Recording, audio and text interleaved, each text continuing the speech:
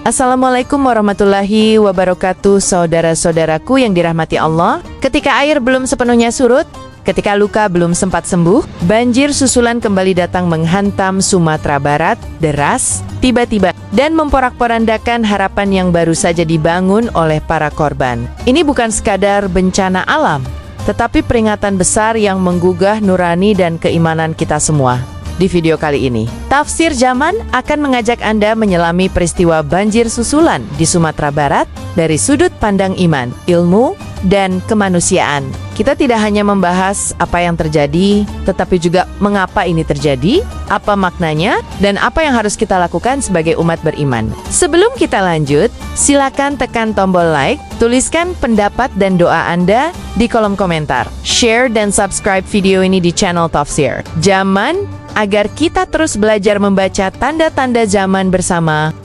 Banjir susulan di Sumatera Barat terjadi saat masyarakat belum sepenuhnya pulih dari banjir sebelumnya. Curah hujan kembali meningkat secara ekstrem, menyebabkan sungai-sungai yang sebelumnya meluap kembali melampaui batas normal. Tanah yang sudah jenuh air tak lagi mampu menahan tekanan, sehingga air dengan mudah mengalir deras ke pemukiman warga. Wilayah yang sebelumnya dianggap relatif aman justru kali ini terdampak lebih parah. Rumah-rumah yang sempat dibersihkan kembali terendam. Jalan penghubung terputus, aktivitas ekonomi lumpuh, dan rasa trauma kembali menghantui warga terutama anak-anak dan lansia. Dalam Islam, peristiwa berulang seperti ini bukan tanpa makna. Allah mengingatkan manusia bukan sekali, tetapi berkali-kali agar manusia mau berpikir, merenung, dan kembali ke Podenea sebelum peringatan itu berubah menjadi azab yang lebih besar. Banjir susulan membuat proses evakuasi semakin sulit. Posko pengungsian kembali penuh, logistik menipis, dan tenaga relawan kelelahan. Banyak warga yang terpaksa mengungsi untuk kedua kalinya dalam waktu yang sangat berdekatan.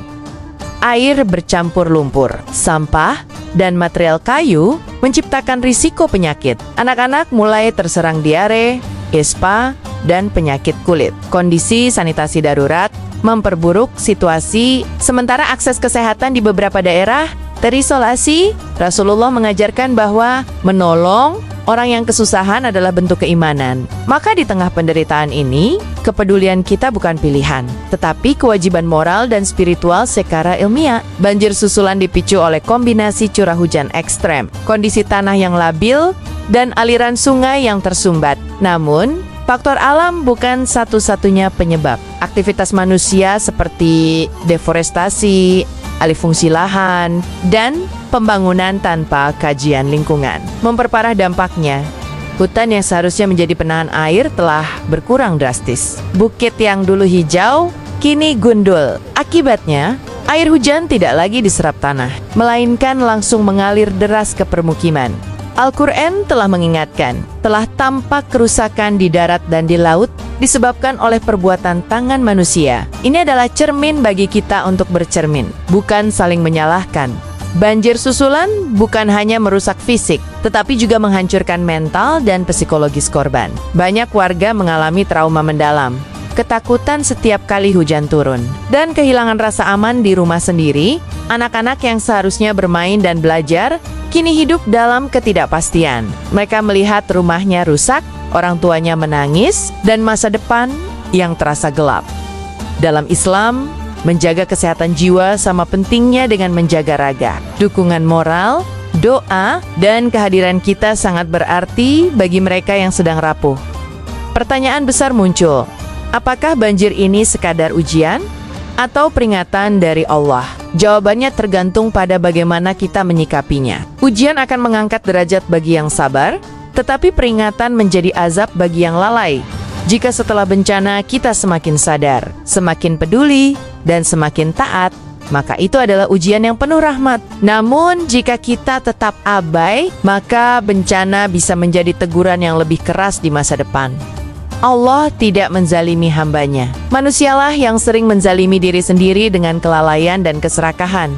Banjir susulan di Sumatera Barat menunjukkan bahwa penanganan bencana tidak bisa hanya bersifat darurat dan sesaat. Pemerintah memiliki tanggung jawab besar dalam membangun sistem mitigasi jangka panjang, mulai dari normalisasi sungai, perbaikan tata ruang, hingga penegakan hukum terhadap perusakan lingkungan. Namun, semua kebijakan itu tidak akan efektif tanpa pengawasan dan dukungan masyarakat. Di sisi lain, peran ulama dan tokoh agama sangat penting dalam memberikan pemahaman spiritual kepada umat. Bencana bukan hanya urusan teknis, tetapi juga urusan akhlak dan kesadaran iman. Mimbar-mimbar masjid harus menjadi ruang edukasi tentang amanah menjaga alam, menumbuhkan empati, dan menguatkan mental umat yang sedang diuji.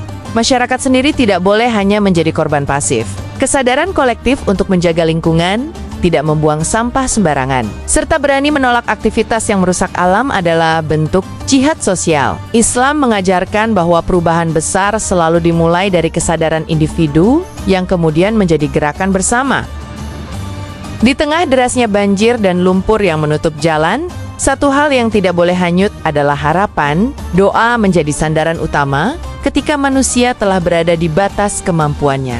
Setiap tetes air mata korban, setiap sujud yang dipanjatkan dalam gelap malam, tidak pernah sulsial di hadapan Allah yang Maha Mendengar.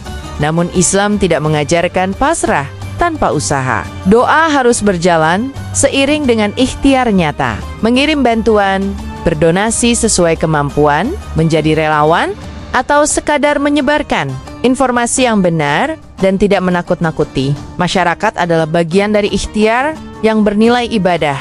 Solidaritas yang muncul saat bencana adalah bukti bahwa iman masih hidup di tengah masyarakat. Ketika satu daerah tertimpa musibah, daerah lain tergerak membantu. Inilah wajah Islam yang rahmatan lil alamin, agama yang menghadirkan kasih sayang, kepedulian, dan persaudaraan di saat paling sulit.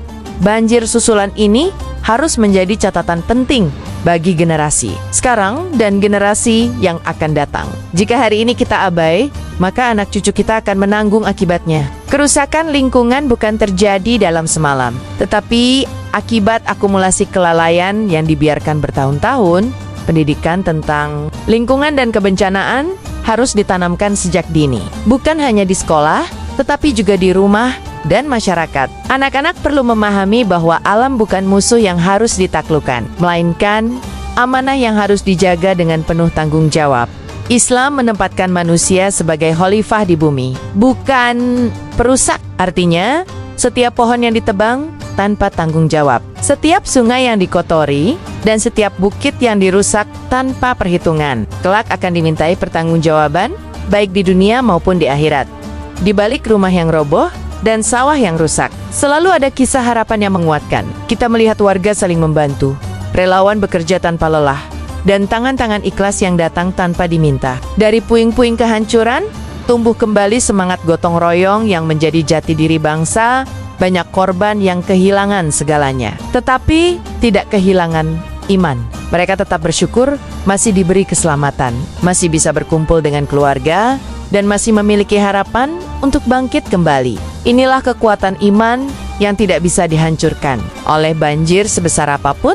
Allah menjanjikan bahwa setelah kesulitan pasti ada kemudahan.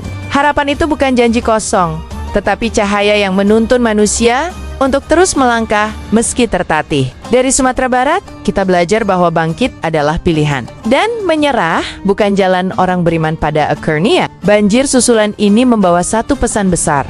Manusia harus kembali kepada Allah. Bencana mengingatkan bahwa kekuatan, harta, dan teknologi tidak ada artinya tanpa perlindungannya. Dalam sekejap, apa yang kita banggakan bisa lenyap tak tersisa. Ini adalah momen muhasabah. Saat yang tepat untuk memperbaiki diri, memperbaiki niat, dan memperbaiki hubungan dengan Allah serta sesama manusia. Apakah selama ini kita sudah adil terhadap alam? Apakah kita sudah peduli terhadap penderitaan orang lain? Atau justru terlalu sibuk dengan urusan dunia sendiri? Mari jadikan banjir susulan di Sumatera Barat bukan sekadar berita, tetapi peringatan hidup. Peringatan agar kita lebih rendah hati, lebih peduli, dan lebih taat. Karena sejatinya, keselamatan bukan hanya soal selamat dari banjir, tetapi selamat di dunia dan di akhirat, saudara-saudaraku. Semoga Allah melindungi saudara-saudara kita di Sumatera Barat, menguatkan mereka yang terdampak, dan mengganti kehilangan dengan keberkahan yang berlipat. Jika Anda merasa video ini bermanfaat, like, share, dan subscribe channel Tafsir Zaman, agar pesan kebaikan ini terus menyebar. Wassalamualaikum warahmatullahi wabarakatuh.